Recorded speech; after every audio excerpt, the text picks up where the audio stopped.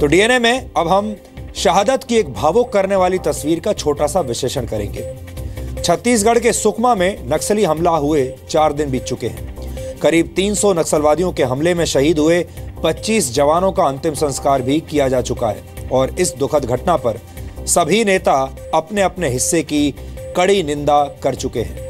दुख की बात यह है कि अब स्थिति धीरे धीरे सामान्य हो रही है। जैसा कि हर बार होता है, देश ऐसे ही चलता रहता है और धीरे धीरे लोग ऐसी घटनाओं को भूल जाते हैं, आगे बढ़ जाते हैं और हमारी सरकार भी अगली दुर्घटना का इंतजार करती है। और जवानों की कुर्बानी का विषय हर दिन हल्का होता चला जाता है, लेकिन हम ऐसा नहीं होने देंगे। हमारे पास आज एक तस्वीर आई है जिसे देखकर आप एक बार फिर शायद बहुत भावुक हो जाएंगे। ये तस्वीर राजस्थान के सीकर जिले की है।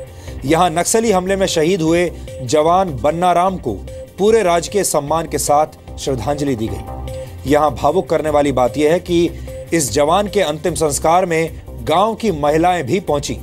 राजस्थान में ये परंपरा है कि महिलाएं कभी अंतिम संस्कार में शामिल नहीं होती, किसी के अंतिम संस्कार के लिए नहीं जाती। लेकिन शहीद जवान बन्ना राम के अंतिम संस्कार में इस गांव की महिलाएं सारी परंपराएं तोड़कर उनके अंतिम संस्कार के लिए पहुंची और उनके साथ उनके छोटे छोटे बच्चे भी थे। इन महिलाओं ने नम आंखों से अपने गांव के शहीद को अंतिम विदाई दी। बन्ना राम 1991 में सीआरपीएफ में भर्ती हुए थे और पिछले वर्ष जुलाई में ही उनकी पोस्टिंग छत्तीसगढ़ के सुकमा में हुई थी, लेकिन सोमवार को हुए नक्सली हमले में वो शहीद हो गए। बन्ना राम का पार्थिव शरीर जब उनके गांव में पहुंचा तो गांव में लोगों का हुजूम उनकी अंतिम यात्रा में शामिल हुआ। सुकमा में हुए नक्सली हमले के बाद लोग सरकार के खिलाफ भी लगातार आक्रोश जता रहे हैं, लेकिन बन्ना राम के गांव वाले या उनके घर वालों ने सरकार के खिलाफ कोई गुस्सा जाहिर नहीं किया। शहीद बन्ना राम की अंतिम यात्रा में शामिल लोग भारत माता की जय के नारे लगा रहे थे। इस तस्वीर ने हमें एक बार फिर ये याद दिलाया है कि सिर्फ कड़ी निंदा से कुछ नहीं होगा।